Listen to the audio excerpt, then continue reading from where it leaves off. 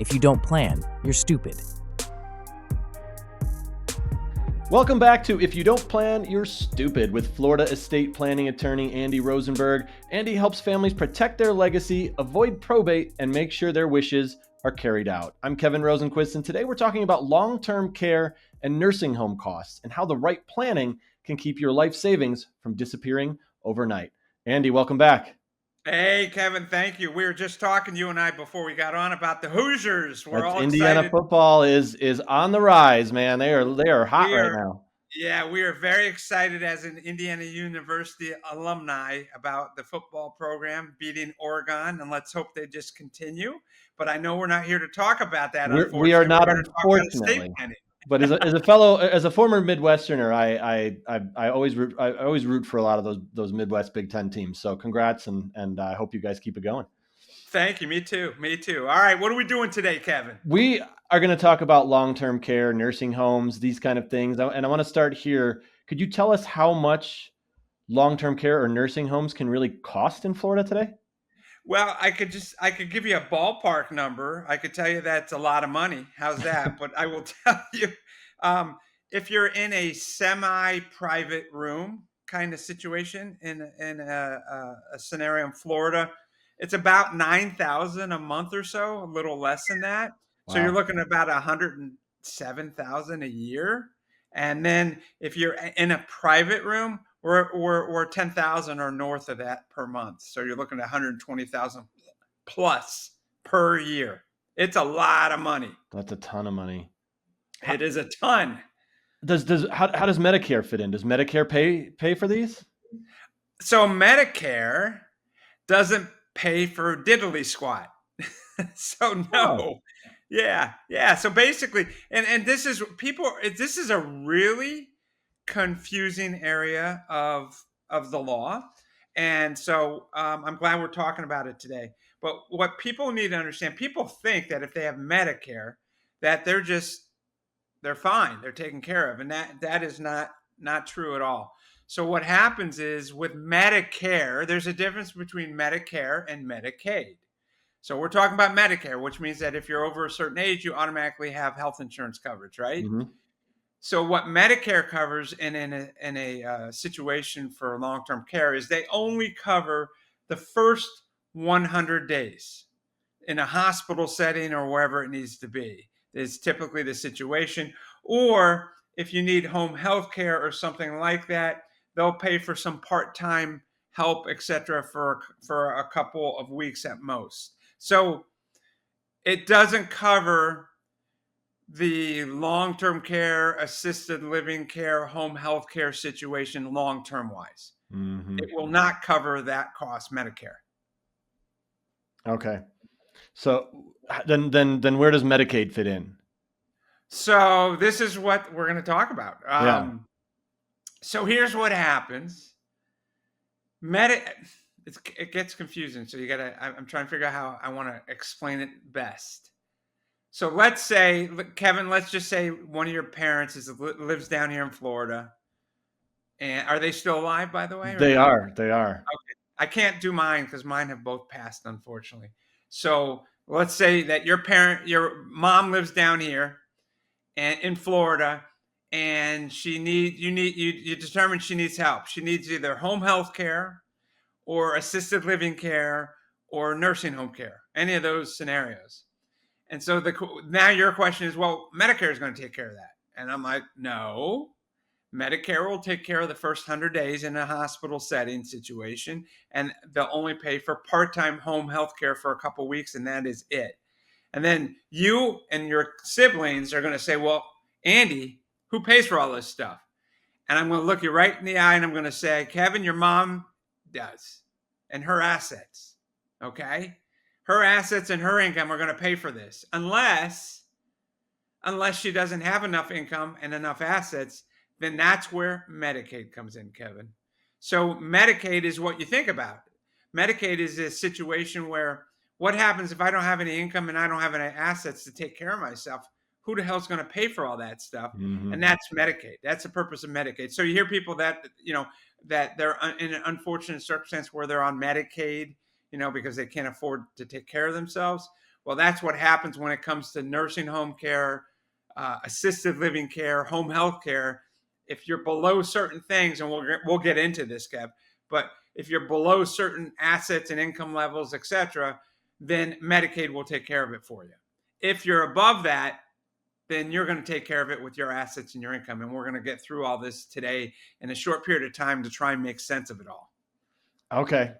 Okay. So when it comes to, when you say, is it basically like someone would have to drain their bank account and sell all their assets and then Medicaid will kick in? Yep. That's basically what it You comes basically down have to to. go to zero. Yeah. So, okay. So let's get into some of the rules. Here's how I describe it. Medicaid, I'm talking about Florida, guys. So, different states are different. So Right. that's my attorney speak there, my caveat. Understood. So Medicaid, here's how I describe it. Medicaid is like, it's a three-legged stool. Okay. So the first leg of the stool is medical necessity. The second leg of the stool is income. The third leg of the stool is assets. If you have any one of those three that don't qualify, then you're going to fall down on a three-legged stool, right? It will not, you can't sit on it. You're done. You're going to fall on your tush. So that's true with the three-legged stool situation analogy I use is any one of those three. If you don't get any one of those three, you will not get Medicaid coverage. So let's first talk about medical necessity. So you need to have the need for help, right? For medical help. What is that? Well, those are the daily living things, bathing, dressing, clothing, toiletry, all those kinds of things. Are you in a situation where you can't do it anymore on your own? You need help with that situation. And usually it's from a doctor's are saying that, listen, they can't live on their own, or they need help on their own, or, they can't go home on their own. They need to go to assisted living or a nursing home situation. That's usually how it happens. And then once that happens, then we get through the whole process where the Department of Family Services, Children and Family Services has to interview the family to verify that you are in fact in need of medical help. And we'll go through that in a little bit. So that's number one. But getting more to your issues, which is what about the income and the assets? So number two is if you have assets of, I'm talking about a single person, of $2,000 or more of assets, total assets, you do not qualify. So basically you have to be destitute as far as the assets. So the third leg of the stool is the income. And currently, as of today, and today it changes every year, but as of today, if you're single and you have more than $2,901 per month of income, gross income coming in, you do not qualify. So again, let me repeat, there's three areas. There's the medical necessity, there's the income limit, and then there's the asset limit. The medical necessity we'll talk about a little bit, but then we'll talk obviously more about the income issue and the asset income issue. But does that make sense, Kevin? Absolutely, it does. It's terrifying, but it makes sense. Yeah. I mean, so is there anything that people can do to protect a family's savings so someone doesn't have to drain their entire estate to pay for long-term care? Yeah, of course there is. I mean, that's how I make a living, my friend. So I always tell people this, listen, the best way to pay for this stuff, if you need home health care or nursing home or assisted living, the number one best way is to have long-term care insurance. So no one likes to pay for insurance. Listen, I hate it as much as everybody else. You got auto insurance if you're in a car accident. You got homeowner's insurance in case something happens to the house. And then you should have life insurance if something happens to you and you pass away. No one likes paying for any of that stuff, but we all do, or at least the majority of us do. Another insurance that people need to consider as you age is long-term care insurance. But here's the problem with it, Kevin. I would say 99% of the clients I meet with dealing with this don't have it. So now it's a problem. But why don't they have it? I'll tell you why they don't have it. They don't have it because it's expensive. And if you do have it, unfortunately, what happens is because of the cost and how expensive it's gotten for these insurance companies to take care of paying for all this stuff, they keep jacking up their premiums on a yearly basis across the board. And so it reaches a point where these older people, they're on a fixed income maybe of some sort, and they're paying for the long-term care premium. And now it's getting to a point where it's unaffordable. So then they have to come to the crossroads of, well, do I pay for it or do I just get rid of it? And then if the people get rid of it, then all of a sudden they need it, you're done. We got a problem. So the best way to deal with this is to have long-term care insurance. There is a hybrid policy out there. A lot of insurance companies now are coming out with a hybrid policy where it's life insurance, but it's also got a long-term care rider portion to it, so that the premiums, the advantage of that is that the premiums will never increase. So there's things out there, but it's really important. So the best way to protect yourself is long-term care insurance. If you don't have long-term care insurance, then you got to deal with me. You got to deal with an attorney. And there's a couple ways to go. There's what we call proactive Medicaid planning, and then there's what most people are crisis Medicaid planning. So those are the two. If you had to separate them, one is crisis and one is proactive. So here's what you need to know. Am I boring the crap out of you? Or Not at all. No, I mean, well, especially as someone who has two aging parents, this is very interesting to me. But no, not at all. And you're doing a good job of explaining it too. Okay, perfect. I know we have limited time, so I just want to make sure we get through. It's really important. Sure. So in Florida, not every state's like this. Again, I'm caveat, this is Florida. In Florida, sure, we have a 5-year period. It's what's called a 5-year look back period. So if we gifted money out to you, Kevin, as the kid, right, as the child, and your siblings or whatever, mom and dad, hey, you got to get below a certain level. Oh, okay, let's gift money to the kids and grandkids and all that stuff. There's a 5-year look back rule, which means that if you have to go into a assisted living, home health care, nursing home situation, they're going to look back 5 years to see if you did gifting. So that won't work, right? Mm-hmm. So that's a problem. So on the proactive side, what we can do is we can create an irrevocable trust. A lot of times we create an irrevocable trust. It's called a Medicaid irrevocable trust, basically. It's a special irrevocable trust for Medicaid purposes.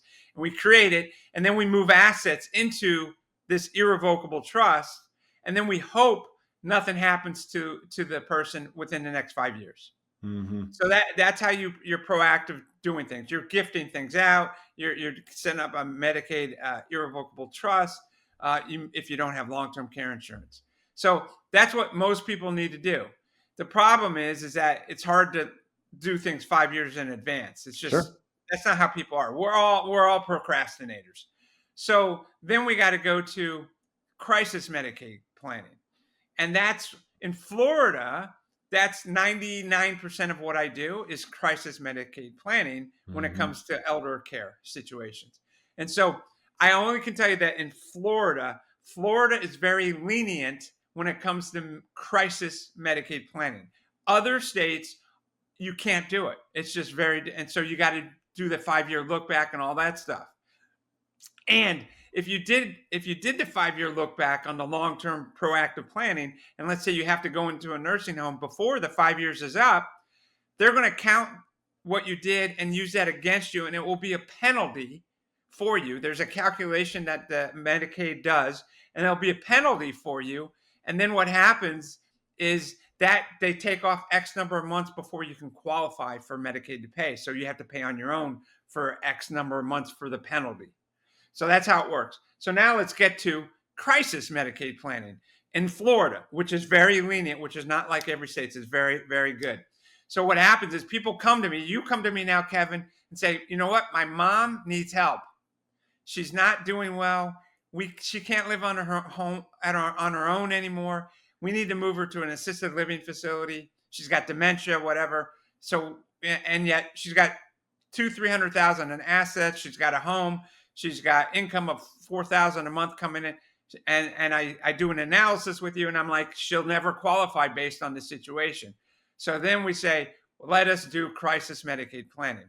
And so in Florida, what we can do is we can move assets, we can move income legally into proper legal documents, and technically almost overnight, not hide, but legally hide the assets so that you qualify for Medicaid overnight. Wow. Yeah. Most states do not allow this. Yeah. So let me give you an example. We'll talk about assets.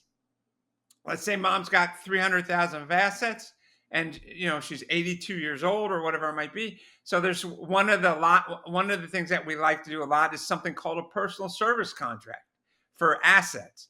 And what it is, you would enter into a personal service contract with your mom that we create for you. And then your mom transfers the $300,000 of assets into the personal service contract. And it's now technically, it's your money, Kevin. So that's a gift to you or income, okay, for that situation. So that's income to you. But now the $300,000 is not in your mom's name anymore. And it's legally a compliant, Medicaid compliant way to do it. And then guess what? She doesn't have an asset problem anymore. Mm-hmm. So, and then that money is there for you, but you can use it for her custodial needs and pay for things, etc. And then when she passes away, it's your money. Mm-hmm. So it doesn't go to the state or anything like that. So that's for the asset side. Let's switch. Now let's talk about the income side. Let's say mom's making $4,000 a month with gross numbers with Social Security, and she's got a pension and all this stuff. And the limit is $2,901 a month that you're allowed.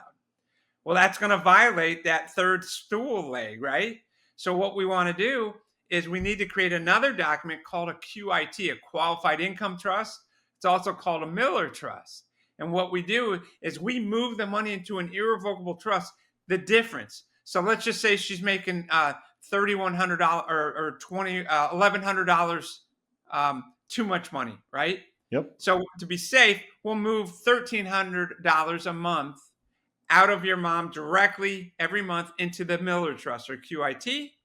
And then she's now below the threshold, right? And then this money in the QIT is there. And then you can use that money to pay for things for mom or dad, right? And then when she passes away, the money in the QIT will not go to you, though. That's the difference. That QIT money will go to the state. They keep it. So we want to try and keep the money in that QIT, the Qualified Income Trust, as low as possible. We want you to use that money first. So I know we've taken up almost the whole time already. No, that's really interesting. I'm curious. One thing you mentioned a Medicaid trust. If you plan ahead and you've got like a really good estate plan with a trust and all that, can that protect you, or does it have to be a specific kind of trust? Right. That's a great question. So the answer is no, it does not protect you. So we do estate planning, which is the wills, the durables, the healthcare, all that stuff, and the revocable trust for estate planning purpose to avoid probate court and guardianship and all these other things. Right. This will not help you for Medicaid. We have to do a separate Medicaid documentation to protect you for Medicaid purposes. So a lot of times I do estate planning for the clients, and then one of them needs help, and then we have to do Medicaid planning on top of that. Okay. Interesting. Yeah, there's a lot there that I can't imagine a lot of people know this stuff. No, yeah, it's crazy. It's very complicated, but yet very simple at the same time. I try to dumb it down to make sense for everybody, but there's a lot of complications behind the scenes. For sure. And there's so much stuff we haven't even been able to talk to, and I know we're running short on time. So, well, maybe we're going to have to do a part 2. I think we might want to do a part 2 later. But did this help? Was this? Oh yeah, no, this is great. This is really interesting, and I think that it's again, I really think I hope people find this podcast, because again, I just don't think that many people know about it. I mean, I can't speak for Florida. I'm not in Florida, but this is just like, I've talked to a lot of attorneys and I'd never heard of that part. So that's crazy. And it gets crazy, Kevin, because it gets more complicated. Let's say we have a husband and wife, and the wife needs to go to an assisted living or nursing home. The husband doesn't. What happens? We don't want the husband to be destitute. Right. How do we protect things? Mm-hmm. And then we haven't even talked about titling of assets and everything else. And And the homestead property, is that protected? I think we need to probably save all that for a part 2.